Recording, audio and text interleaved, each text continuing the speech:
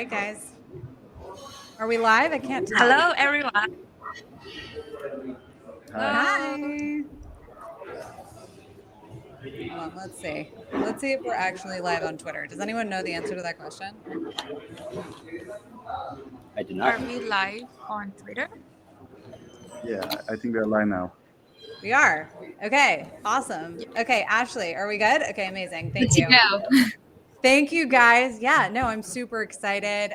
That was an awesome presentation by Robin. Thank you so much. So special to have Robin here, the author of the original BitVM paper and who's done so much work on this subject to make something akin to covenants possible on Bitcoin. And we're going to dive a little bit deeper in today with our guests who are all builders implementing BitVM in one way, shape, or another. So real quickly, I'm going to introduce Sim from Alpen Labs, Ekrem from Citrea, and Yovela from Fiamma. I'm wondering if you might sort of go around really quickly and chat about how you guys are each using BitVM ostensibly for trust minimized bridging. And yeah, if there are any sort of specific, unique ways that you're implementing BitVM that you'd like to highlight. How about Sim? Let's start with Sim. Sure, yeah. Hey guys, I'm Sims. I work on Strata, which is a roll-up from the Alpen Labs team that we're currently working on. It's expressive, and we think one of the core value propositions of the expressivity that is secured through Bitcoin is access to BTC. BTC is, we think the most valuable digital currency. We'd like to see more utility of BTC, and doing that without taking on really strong counterparty risk. Whenever Bitcoin, as we know, is constrained at the base layer, and so how do we take BTC that is on Bitcoin layer 1 and make this accessible in expressive execution environments where people can do all sorts of things, utilize BTC, to collateralize it, to borrow against it, to build Bitcoin collateralized stable coins, a bunch of different applications and innovations around more programmable BTC on Strata is what we're targeting, and we want to do so without taking significant counterparty risk. And the most trust minimized solution here, we think, is very important in terms of scaling. And BitVM is the best approach that is possible today without soft fork in terms of reducing the counterparty risk associated with moving BTC into layer 2 or into any other chains.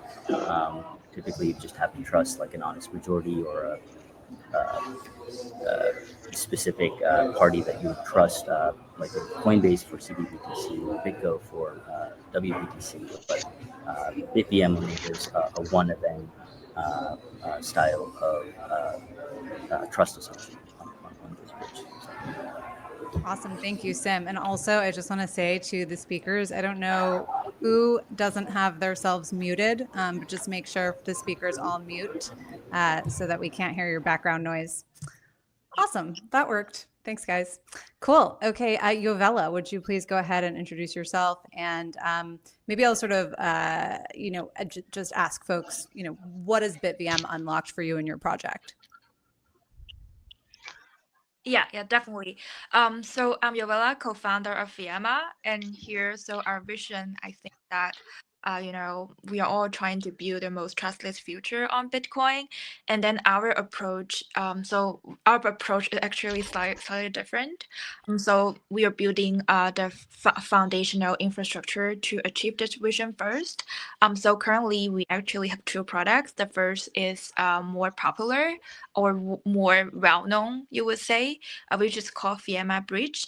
It's a BitVM bridge, and so far we've already incorporated the BitVM bridge with Babylon chain and also Bob ecosystem in the DevNet environment. And also we already made announcements about those integrations. And then so far we have already also incorporated integrated with other ecosystem beyond the Bitcoin ecosystem as well. And then the other product that we also launched is called Fiamma layer, which is the first and only ZK verification layer on Bitcoin that implement BitVM too. So I think a lot of people will understand that the BitVM bridge can allow us to have like the most trustless pathway to move Bitcoin to any other ecosystem for the first time, right? So we can really unlock the asset potential of Bitcoin for the first time. And then with the but a lot of people will also know that Bitcoin is actually the most secure and censorship resistant decentralized internet. So we will also would like to also utilize the network security that Bitcoin has. So that's why we have the settlement layer to make sure that we can ensure the efficiency in settlement, and also that any applications or ecosystem infrastructure can inherit the security from Bitcoin directly. Awesome. Thanks, Yovela. Ekrem, Citrea, let's go. Let's do this. Yeah, hello everyone. I'm Ekrem. I'm one of the co-founders of Chainway Labs and chief scientist. We are building Citrea. Citrea is a ZK rollup on Bitcoin. So shortly, this panel is about BitVM, but a rollup is just a batches transactions and put them on Bitcoin. And I'm leading the development of Clementine, which is our trust minimized BitVM-based bridge. So for me, BitVM is a way to verify a snark, optimistically verify a snark on Bitcoin. And the way what Clementine does is we are building a bridge, basically. So that involves a lot of things. That involves like signature collection, managing all these wintern's public keys, etc. After we have it, after we I can see there's a practical way to build this bridge. And after we have it, that will change the perspective of bridges as we see on Bitcoin. And yeah, we joined BitVM Alliance, and we have been contributing, optimizing the verifier script, and also like actively trying to get to the most secure BitVM-based bridge, because they all probably we're all going to use the same BitVM ZK verifier, but the architecture, the protocol itself, is bigger than that, slightly bigger than that, and yeah, we are building it. Awesome. Stephen from the Goat Network, thank you for joining. Would you mind quickly introducing yourself and how you guys are using BitVM? Hi, thank you. So yeah, I'm the tech leader of the God Network, and God Network is a Bitcoin layer 2 for sustainable yield. It's secured by BTC, yield by in BTC, and for the BTC holders. Okay, so for the BitVM 2, so basically God Network, like the other projects, we leverage the Bitcoin, BitVM2, as a bridge protocol to verify our ZK proof. Okay, so for this point, basically we have our in-house ZKVM implementation, ZK MIPS, and then on that we can prove the state transition, the availability layer of the God network, and then leverage the BitVM protocol to implement to realize the proof verification by Bitcoin scripts without edit forks. Okay, yeah, thank you. Thank you. Cool. So it sounds like all of you guys are using BitVM, unsurprisingly, for bridging in one way, shape, or another. I'm curious how you guys have found the challenges. What have the challenges of implementing BitVM been for you, and how are each of you sort of uniquely facing or approaching those challenges? Sim, we'll start with you. Sounds good. Yeah, I look at BitVM as sort of two pieces. Of course, there's a lot of other complexity there, but we can maybe think about this in two pieces here, where one is how does Bitcoin reason about a snark? That feels, that is a very, very, very critical unlock for Bitcoin, because snark is the right abstraction for snark proof. For arbitrary, computation, validating any kinds of transactions, any number of transactions in a fixed size proof. If Bitcoin can reason about this, this leads to all sorts of interesting things. And as you mentioned, Isabel, like the main application is, of course, bridging. And so the one piece is Bitcoin reasoning about a snark being valid or invalid. The other piece is ensuring it's around the bridge, and that's where there's a lot of variance of different teams. On this first point of snark being valid or invalid, there are different approaches also that other folks are taking. I mean, it basically comes down to all of us are collaborating on the snark verifier that's written in Bitcoin script. Bitcoin script is super limited. We have add, we have 32-bit kind of arithmetic and a couple of other things, but writing a snark verifier program in script was maybe 10 gigabytes or larger 6 months plus ago. And there's been a ton of work that, again, all of us have worked on. I think the Alpen Labs team and Strata team in particular, we published things like on proving pairings, which really optimized the ability to just the efficiency of verification. We published a couple of other papers and contributed to the implementation around field multiplication and things like that. Where we stand today is we're under 1 gigabytes, significant optimization of a snark Groth16 verifier on Bitcoin. And now, 1 gigabyte is still very large. It's larger than the 4 megabyte blocks. And so BitVM 2 is this really clever idea of being able to break that entire verifier script into a bunch of chunks, putting them in a taproot, and essentially saying the snark is invalid. If it's the snark, if the verifier would result in invalid, then at least one of these chunks must also be invalid and thus spendable and slashable. And that leads its way to the optimistic kind of ZK protocol that we have that we've been talking about. We at Alpen, we released in December, so early December, 2 months ago, I think maybe the most efficient version of the snark verifier via BitVM implementation. We open sourced this, and that was a bunch of figuring out how to do the chunking, and we got it down to several hundred chunks, each chunk optimizing the size and so on. So there's been a lot of work on optimizing this and making it practical for Bitcoin reasoning about a snark being valid or not. And what's nice is it is a one-round protocol, and specifically what we're building is a permissionless one-round protocol, meaning anyone can challenge. Someone makes a snark claim, anyone can challenge, and then within a round of interactivity that's figured out. Other teams like BitVMX have multiple rounds, and this they have different trade-offs there, but this also does impact how long it takes in the worst case scenario. So that just want to highlight that, and there are other things I'm sure other panelists here can talk about, but we can go into the ensuring snark claim was made on the canonical Bitcoin chain, which is the biggest kind of different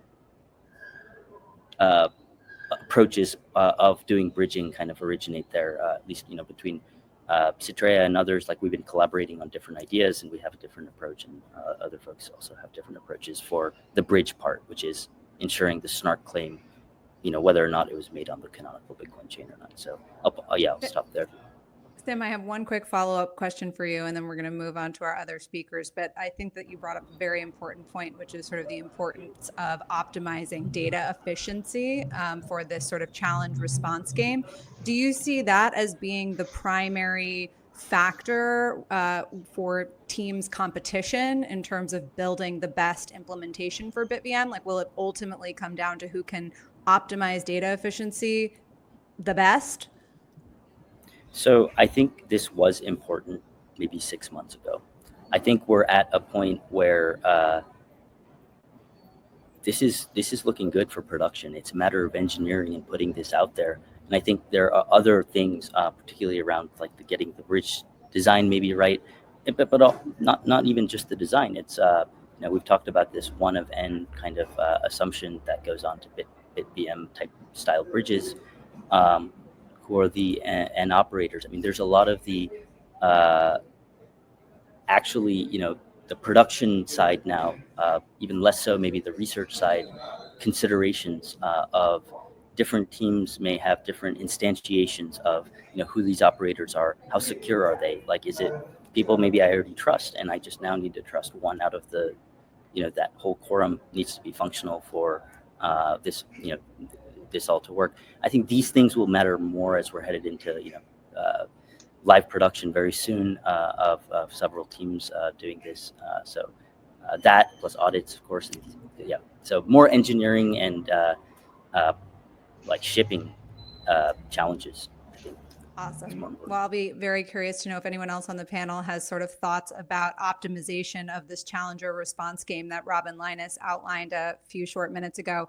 Yovela, would you mind sharing a little bit about the challenges that Fiamma specifically has faced in terms of implementing BitVM and how you guys are approaching those challenges? Yeah, and I would think that there are three main challenges.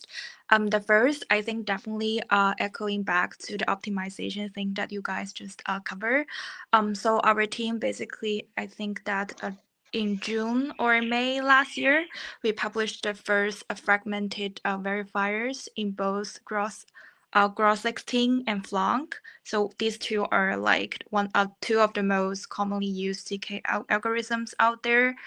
And then later in August, we have like we also have like the our Flonk, and I think our gross 16, and then we got like a 0.8 gigabytes script size for the Flonk verifiers, and then the verifier for gross 16 is slightly over like 1 gigabytes, and then definitely that you can from the numbers that you can know that on average each chunk size will be around like like 800 kilobytes to over 1 megabytes, right? Which is like smaller than the 4 megabytes block size limit of Bitcoin. So people definitely would understand that this is like usable, but that here's the challenge, right? The challenge is that these even though it's smaller than 4 megabyte,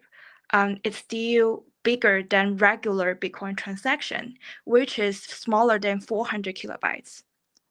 So so how can we actually get this larger?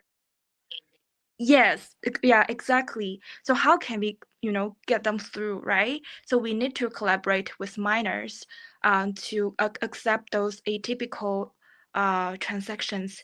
And these, I mean, in short term, this can be a solution.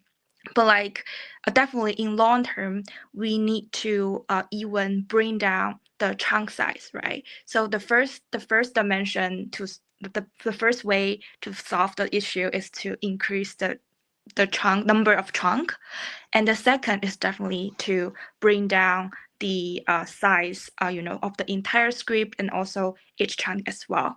So this is also what we have been working on the verifier side to make sure that the whole BitVM bridge or verification layer, all these BitVM related protocols can run as trustless and as decentralized as it is as it's supposed to be.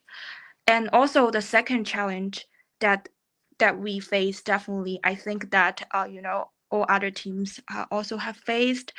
Is also like the Bitcoin Lite client, because we lack the introspection capability for Bitcoin. So it also like Bitcoin has very limited programmability. So this makes gives us a lot of challenges, but we have been doing a lot of like collaborative research to also bring also not just the research itself, but also thinking about how we can make this into reality by building this bridge in together with like Bob and also Babylon and also our partners as well. Yeah, so but we believe that we would definitely solve these challenges. And the third challenge that we have might be a little bit more unique to us because we've already launched the alpha testnet for our BitVM bridge. So we have it open for like around 40 days, and then we got like around 2 million transactions, and then like over like 150,000, I think around the around that figure of registered users. Well, you will think that it's like it shows like a lot of people are interested in the bridge, right? But this actually give us a lot of like pressure, and also definitely give Signet, like which is the testnet of Bitcoin, a lot of pressure. Because like there are so many spamming transactions, and we would understand that to really make like a production ready bridge, there are more things to work on beyond just like the security modules. You need to optimize the handling efficiency of the bridge. You need to have optimized module for the gas fee of the operator and the entire bridge protocol, so that it can adjust very dynamically with the a real-time environment of the Bitcoin network, because the gas fee spike sometimes, and then this would cause user a lot of delay in users deposit and withdrawal. So there are a lot of like user experience challenges that we are currently working on, and then all of our users can also see that we did improvements throughout the 40 days. Yeah, but definitely we will keep working on this aspect in the next few months. Awesome. Thank you, Yovela. You brought up a lot of great points that we're going to touch on in more depth, including just the costs associated with playing these challenger response games. So I look forward to chatting about that in just a minute. Quickly, though, Ekrem, I'd be curious to get your take on the challenges of using BitVM, how Citrea is addressing those challenges uniquely. What comes up for you when I mention that? Sure. So yeah, as Sims mentioned, and also Yovela mentioned, one of the biggest challenge is that Bitcoin Lite client, which is how does the snark reason about Bitcoin itself? Because it doesn't know what's the main chain. It doesn't know. It doesn't know what's the latest block. OP block hash. If you could have this opcode, this would solve most of our problems. Because as Sim said, we have like production ready BitVM ZK verify right now in the BitVM repository. Thanks to Robin for like creating this BitVM alliance, and we all worked on this, and it's good. It's just like we are slightly optimizing it for reducing the costs. But the other challenge is Bitcoin Live Client. In Robin's paper, there was super blocks construction, but it turned out that it has some attack vectors. Apparently, like attacking that Bitcoin Live Client would be much easier than we expected. So it didn't work out. And then there were some more innovations, like how we can make this. Maybe like we can use Bitcoin's difficulty adjustment in a clever way so that we can know the total work, like the latest state of Bitcoin in a permissionless way. And it turned out like it's really hard to do that in a permissionless way. Maybe there are some solutions, but I haven't heard about it yet. And there's also this, like, you can solve this by being permissioned. For example, with BitVM X or BitVM 1 style, it is permissioned, but this permissioned approach can reason about Bitcoin easily. This is like, since it's permissioned, there's one challenger and one prover, and challenger can do like interactive challenging about the latest state of Bitcoin. So a challenger can say that, oh, like this is the longest chain and here's a proof, and the prover can say that no, this is a lot longer than that, so this is the correct Bitcoin. But there are a lot of costs for using BitVM 1 style. The reason is becoming that like it has many rounds, and to make it in a better way, you have to get a lot of pre-signatures and put a lot of data on Bitcoin. So what BitVM 2 solves is we only need to put 4 megabytes in the worst case to disprove a malicious operator. And so there are a little bit more challenges with that. Let's say like we have 1,000 operators, and each have done like a malicious act, and we have to disprove all of them. And if the disprove period is like 1 week, the Bitcoin itself wouldn't allow to disprove all of them, right? Bitcoin only has slightly large, higher than 1,000 blocks in a week, but we have to disprove all 1,000 operators. So this is another challenge that we need to solve. We kind of can solve it by rate limiting the withdrawals so that we don't have to disprove all 1,000 operators. And yeah, there are some approaches to that as well. Awesome, thank you. We're going to kind of move into a little bit of a lightning round here because we are short on time. But Stephen, really quickly, from your perspective, what do you think is sort of the biggest challenge of implementing BitVM, and how are you guys attempting to solve it? Or what are your thoughts on attempting to solve whatever that challenge may be? Okay, so yeah, as this previous speaker mentioned, the first is that as we know, we cannot allow every withdrawal from the study system to the mainnet by the BitVM2.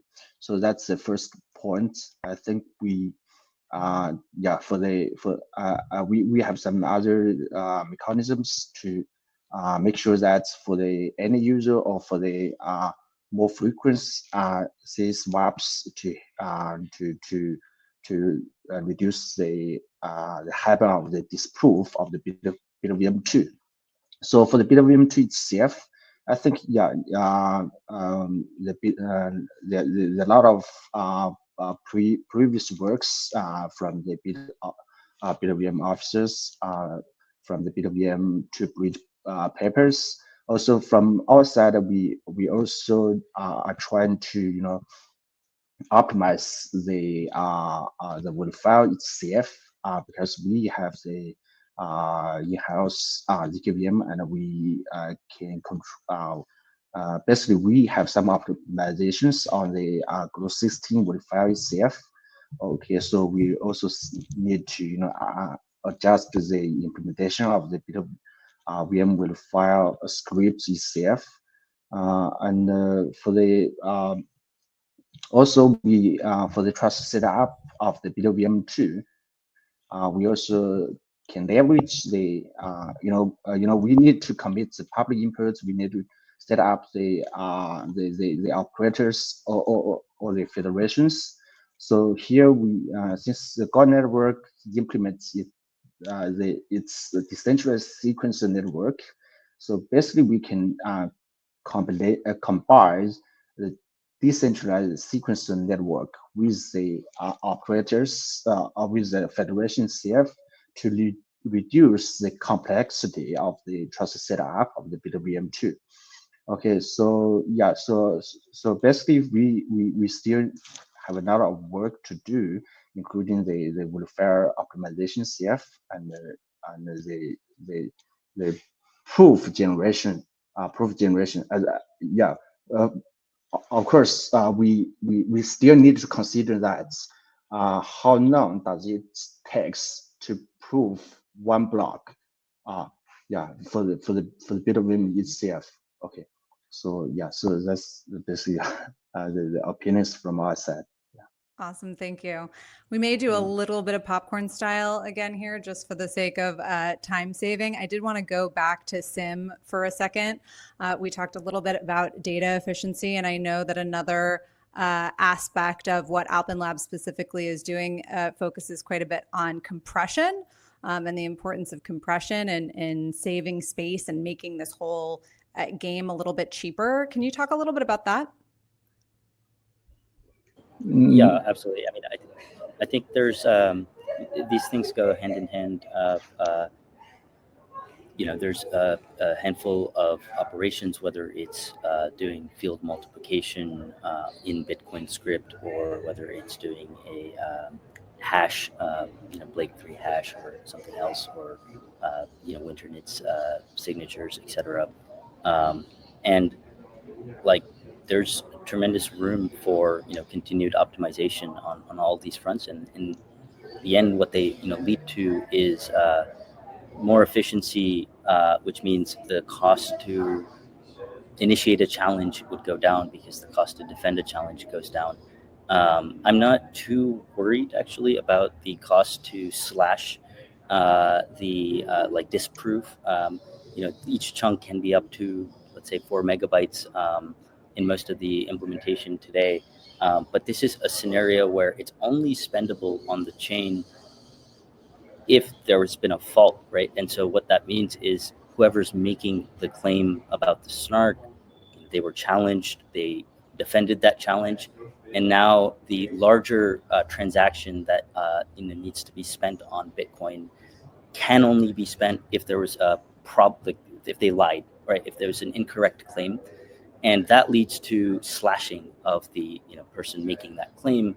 And so what that sort of means as well is there's a incentive for the next miner, whoever's the miner that is, creating this block, they, would want to include it because they get, some of the stake for themselves. It's value that they can extract from that transaction.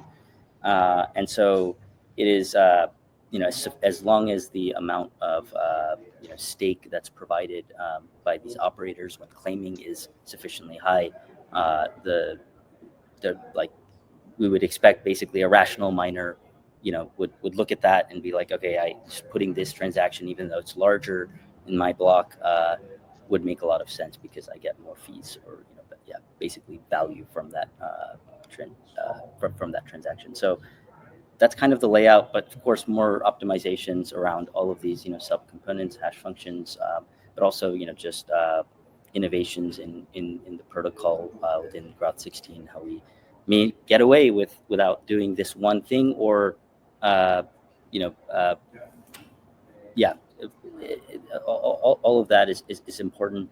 Of course, this comes with a ton of responsibility for us to be able to ensure that the protocol is absolutely secure, and having security proofs in addition to the audits is also going to be important. This is something that we'd be looking into doing soon. So, I mean, you bring up a sort of an important point, which is, I think Robin made as well, which is that, these slashings, hopefully the incentives are such that the slashings won't happen that often, and the expenses, involved in actually performing BitVM, won't occur very frequently, if at all. That said, something he also mentioned that I think, we all should chat about for a quick second is that the liquidity, right, for the slashing does need to be put up in advance. How are you thinking about incentivizing folks to be validators and sort of play this game? I do want to ask Sim really quickly, because I know you guys specifically are not creating your own tokens to incentivize validators, and I think some other folks on this stage maybe. So I'd like to chat a little bit about that. How are you incentivizing your validators? Yeah, I mean, at the start, of course, this is a new type of protocol, and so we want to ensure that there's withdrawal fees, bridge fees collected by the validator, right? And we think that actually has a pretty good return for the validators, but ensuring that the incentive is even more, and it's something that is guaranteed, is important. We're considering the sequencer fees, some of that's collected can also go to the validator, of course. Also, in the first year maybe of launch, having a fixed low fee way to exit from the BitVM bridge. There will be other ways to exit as well, atomic swaps, etc. But from that, ensuring a fixed price of exit while also compensating the validators. We're considering routes of just giving them subsidy and paying them upfront. I think by year 2, like with sufficient volume, once we bootstrapped the usage, transaction fees is going to be a pretty valuable part of getting to be an operator. There's also just being an operator means you have a unilateral, because it's one event, as long as you're trusting yourself, you have a unilateral way to exit. And so there are a bunch of partners that are potentially interested in that for their clients, for other things. So looking at these other dimensions that don't necessarily require us to provide a token allocation to the or like a token incentive to the bridge operators is what we're exploring. Awesome. Thanks, Yovela. I'm curious how Fiamma is thinking about liquidity provision, or sort of the upfront liquidity needs to make the system work, even if slashing doesn't happen very often. Are you guys going to have your own token to incentivize validators, or are you thinking about that a different way?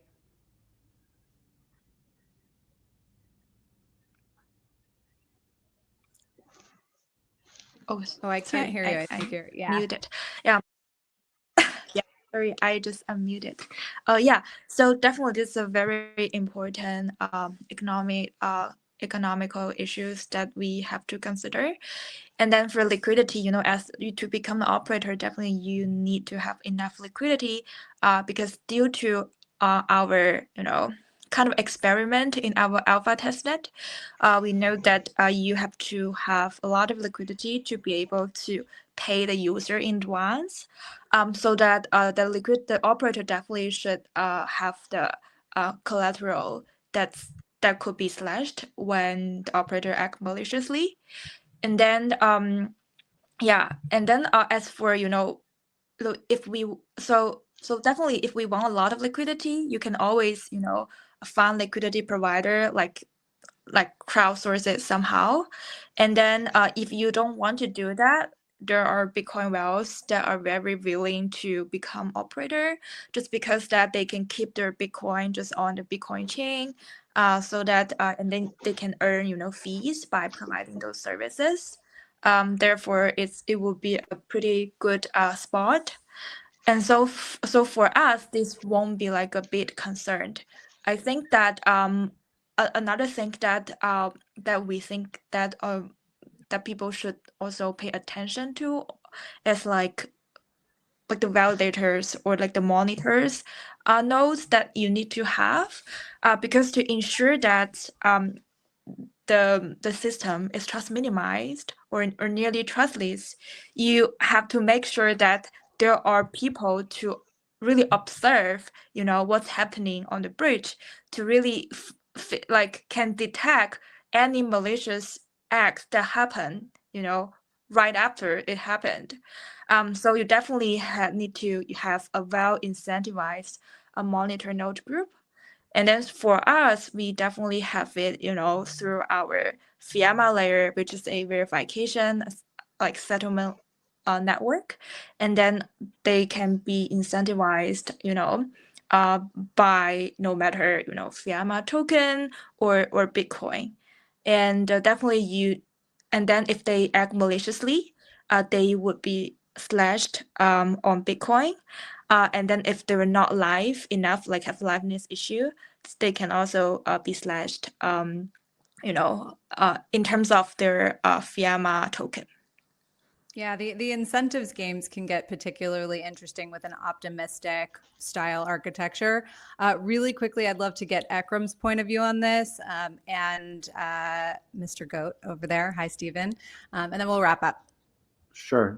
I'll be really quick. So incentive for verifiers is they just sign transactions. So that's it. The signer committee, they just sign transactions. And what they get is like, there's this thing called optimistic payout transaction, which is if every signer agrees, they can just use their N of N signatures for a payout. And this can be helpful, but we cannot design a protocol by assuming every signer will be online. So you can think of it operators as a backup. They need to provide liquidity, and they will get reimbursement after some time, let's say 2 weeks. Galaxy has a great research on this.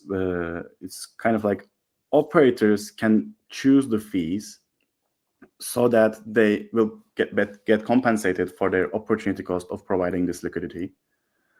And this is kind of like a reverse Dutch auction. So as long as the protocol itself can have a lot of operators, then it's kind of like looking like a good market. As long as these operators cannot be a monopoly or something like that, and then this will like align all the incentives basically, and that's it. Awesome. Stephen, last thoughts on incentives for the validator network. How are you thinking about, how to get folks basically to fork up this liquidity up front? Yeah, of course. From day one, God Network implements its decentralized sequence network. So that means every validators, or we call it sequence node, in God Network can be incentivized by our gas token. Our gas token is a Bitcoin. Okay, it's a Bitcoin. So based on this infrastructure, all the operators, I mean, for the BitVM2 operator or the layer 2 sequence nerds, they can all be, can be incentivized or be slashing up to their behaviors. Yeah. Awesome. Thank you, guys. Thank you. Oh my gosh, this could have gone on for way longer. There's so much to cover, but yeah, thank you guys so much. And yeah, looking forward to next panel, which is, okay, I'll leave that to the MC, Ashley. Hi. Thanks, Isabel. Thanks, guys. Bye, guys. Thank you. Bye. Thanks, everyone. Thank you very much to Isabel and all our panelists for taking the time to share your takes on Bitcoin.